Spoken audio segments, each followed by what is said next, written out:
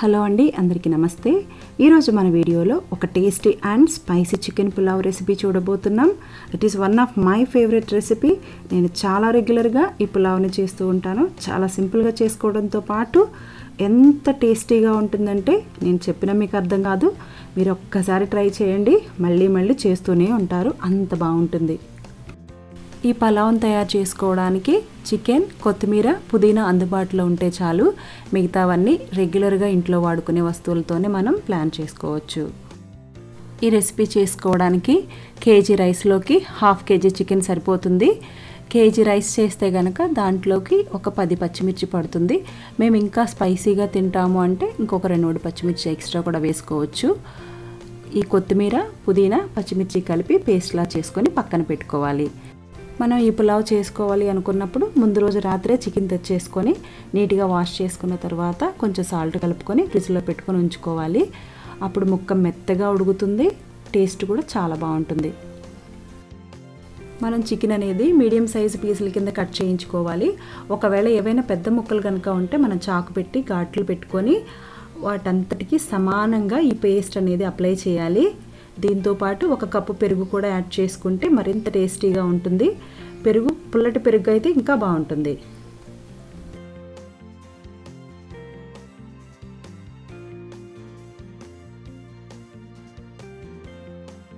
చూసారు కదండి, ఈ విధంగా ఘాట్లు పెట్టుకుని అక్కడ కూడా మనం పేస్ట్ అప్లై చేసుకోవాలి.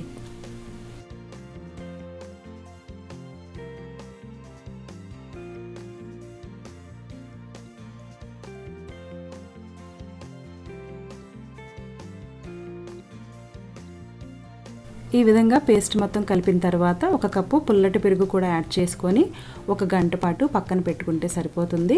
ఈలోపు మనం పులావ్ చేయడానికి కావలసిన పదార్థాలన్నీ రెడీ చేసుకోవచ్చు. ఈ పులావ్ మరింత టేస్టీగా రావాలంటే ఇందులోకి మనం చిన్న ఉల్లిపాయలు వేసుకోవాలి. కేజీ రైస్లోకి 5-6 ఉల్లిపాయలు సరిపోతాయి. ఒకవేళ చిన్న ఉల్లిపాయలు అందుబాటులో లేకపోయినా పెద్ద ఉల్లిపాయని ఒక 4 ముక్కల కింద కట్ చేసేసుకొని వేసుకోవచ్చు.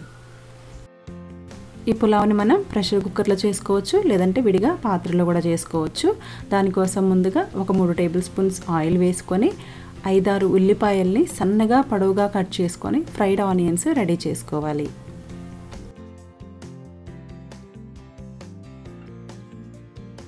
ఈ ఉల్లిపాయల్ని మనం మధ్య మధ్యలో తిప్పుతూ కలుపుకుంటూ ఉండాలి, లేదంటే నల్లగా మాడిపోతాయి.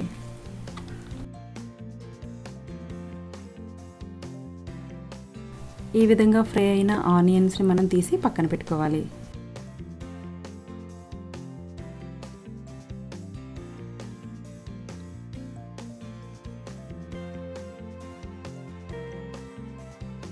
ఇప్పుడు అదే బాండీలోకి 1 టేబుల్ స్పూన్ నెయ్యి వేసుకోవాలి. తర్వాత 2-3 పలావ్ ఆకులు, 2-3 మరాఠీ మొగ్గ, 5-6 మిరియాలు, చెక్క, మొగ్గ, యాలకులు, ఓ అనాస పువ్వు, కొంచెం జాపత్రి ఉంటే స్టోన్ ఫ్లవర్ కూడా వేసుకోవచ్చు. దీంతోపాటు 1/2 స్పూన్ షాజీరా కూడా వేసుకోవాలి. ఈ దినుసులన్నీ కూడా చాలా తక్కువ వేసుకోవాలండి. తర్వాత 1 ఉల్లిపాయ కట్ చేసుకొని 2 నిమిషాల పాటు ఫ్రై చేసుకున్న తర్వాత మనం సిద్ధం చేసుకున్న చిన్న ఉల్లిపాయలు లేదా పెద్ద ఉల్లిపాయలని 4 ముక్కల కింద కట్ చేసుకుంటాం కదా, వాటిని వేసుకొని మరో 5 నిమిషాల పాటు ఫ్రై చేసుకోవాలి.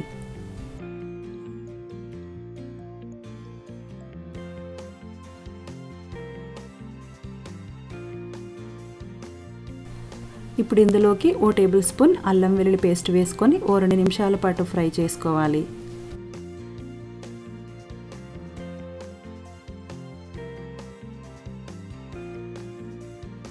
తర్వాత మనం గంట పాటు మ్యారినేట్ చేసి పెట్టుకున్న చికెన్ని యాడ్ చేసుకోవాలి.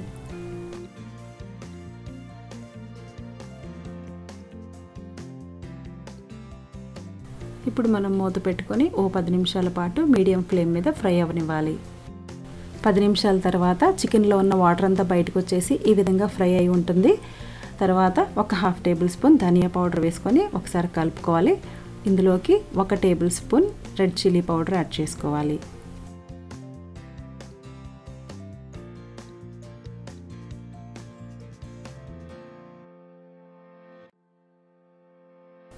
కారం యాడ్ చేసుకున్న తర్వాత ఒక 5 నిమిషాల పాటు మధ్య మధ్యలో తిప్పుకుంటూ ఈ విధంగా ఫ్రై చేసుకోవాలి. తర్వాత 1 గ్లాసు కొబ్బరి పాలు యాడ్ చేసుకోవాలి.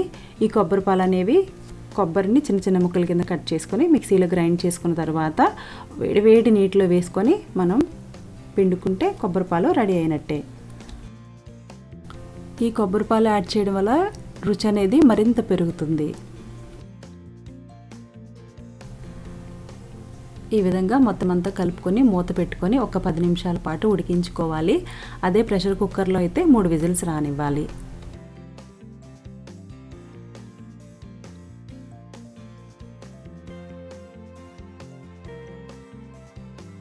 పది నిమిషాల తర్వాత చికెన్లో ఉన్న ఆయిల్ అంతా బయటకు వచ్చేసి ఈ విధంగా మెత్తగా ఉడికిపోయి ఉంటుంది. ఇప్పుడు ఇందులోకి మనం కడిగి పెట్టుకున్న రైస్ వేసుకొని 1 గ్లాస్ రైస్కి 2 గ్లాసులు వాటర్ యాడ్ చేసుకుంటే సరిపోతుంది. రైస్ యాడ్ చేసుకున్న తర్వాత 1 నిమిషం పాటు ఈ విధంగా మొత్తం అంతా కలుపుకుంటూ ఫ్రై చేసుకోవాలి. ఈ చికెన్ గ్రేవీలో కొంచెం వాటర్ ఉంది కాబట్టి మనం యాడ్ చేసుకునే వాటర్లో 1/2 గ్లాస్ వాటర్ తగ్గించుకొని వేసుకోవాలి.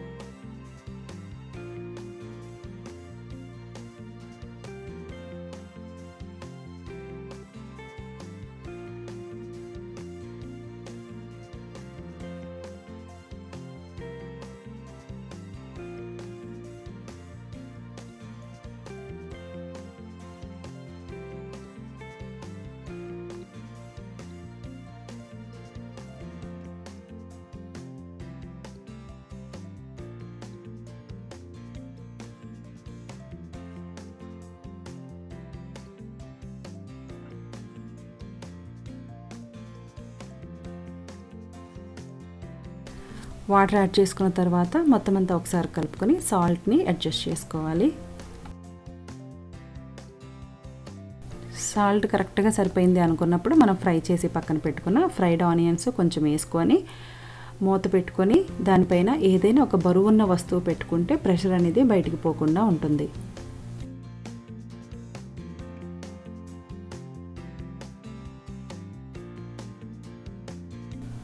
మనకు పులావ్ రెడీ అయినప్పుడు స్మెల్ తెలిసిపోతుందండి. అప్పుడు స్టవ్ ఆఫ్ చేసుకొని మరొక 10 నిమిషాల పాటు అలాగే వదిలేయాలి. నేను మీకు చూపించడం కోసం అని చెప్పి ఓపెన్ చేశాను.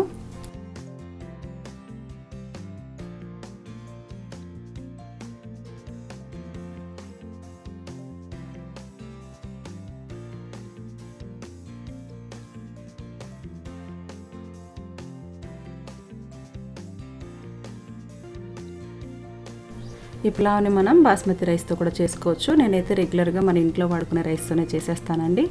టేస్ట్ మాత్రం చాలా బాగుంటుంది.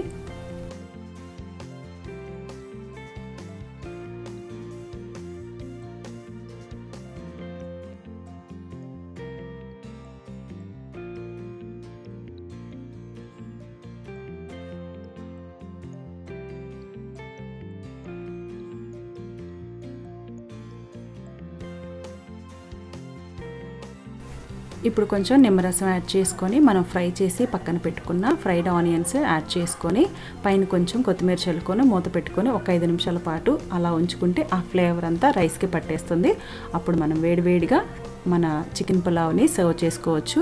దీనికి ఎలాంటి కర్రీ అవసరం లేదండి. జస్ట్ పెరుగు చట్నీతో సర్వ్ చేసుకుంటే సరిపోతుంది. నేను 2-3 సార్లు మన చుట్టాలు వచ్చినప్పుడు కర్రీ చేశాను కానీ ఎవరు కర్రీ జోలికి వెళ్ళలేదు. నిజంగా వితౌట్ కర్రీ చాలా బాగుంది.